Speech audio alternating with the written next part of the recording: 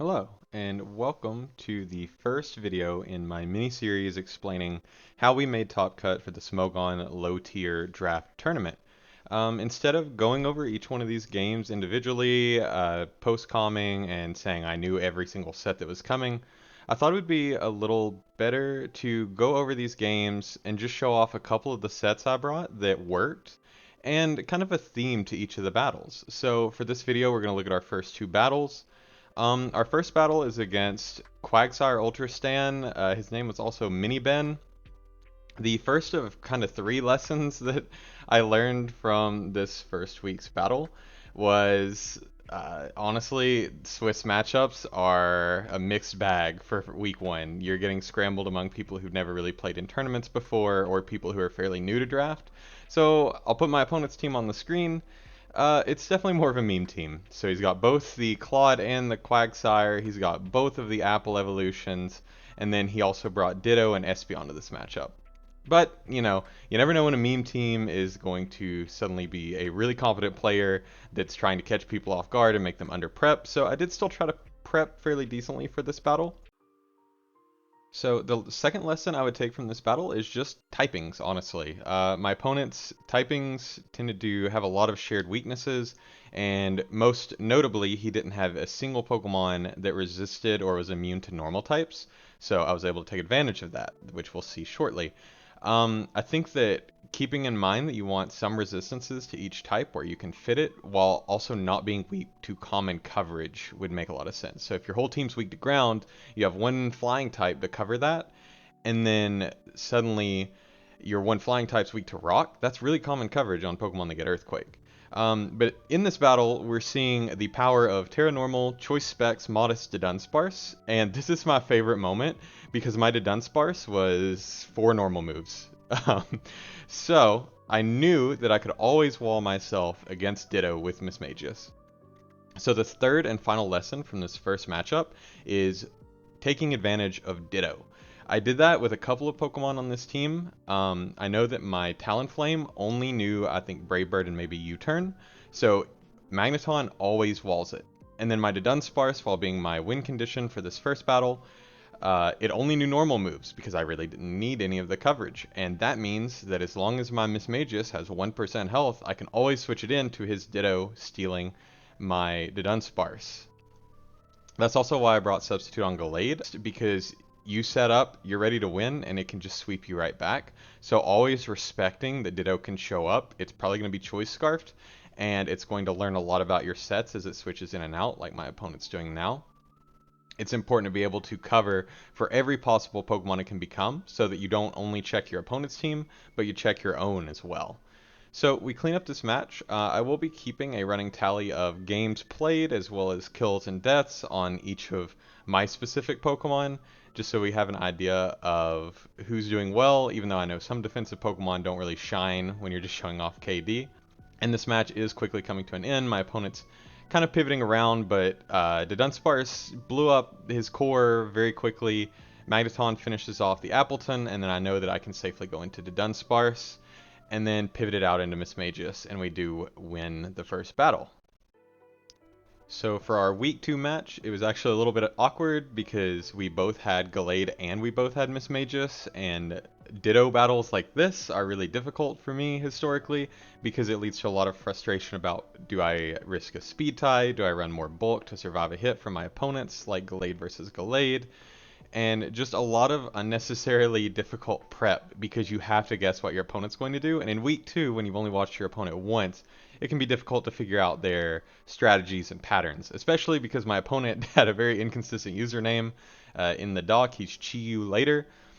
In Smogon, he's I can't pick a username, and in Discord, his name is like ASDF. So anyway, he's a really good battler. He actually ended up going 7-1 in this, so he is also in the top 32. So the first lesson I kind of learned here was to respect entry hazards a lot more than I did. I didn't have room for Defog on Talonflame this week, and it's my only removal other than Toadschool, which really didn't look good in this matchup. So I thought I could deal with it with Talonflame and ended up getting punished for it.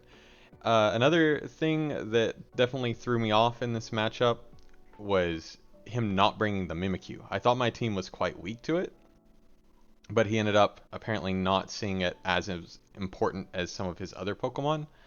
So I ended up kind of being thankful for that, but then these toxic spikes and not being able to get rid of them, it just hurt my whole team a lot. So we see this early game, I'm definitely losing. I'm not gaining a whole lot. I'm keeping a reflect up, but I'm never really dealing damage to my opponent.